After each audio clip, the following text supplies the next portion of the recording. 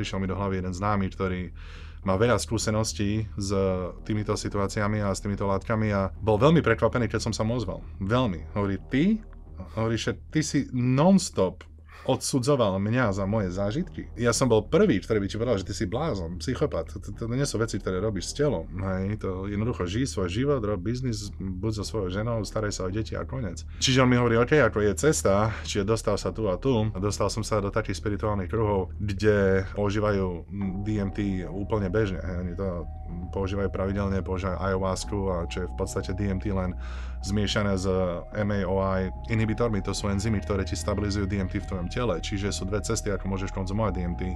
Jedna je vypiť, to je ayahuasca a tam má v sebe blokere enzymov, to znamená, že účinkuje dlhšie. 6 hodín, 8 hodín. Tam je druhá cesta, a to je potiahnutie dymu, DMT. A DMT je dimethyltryptamín.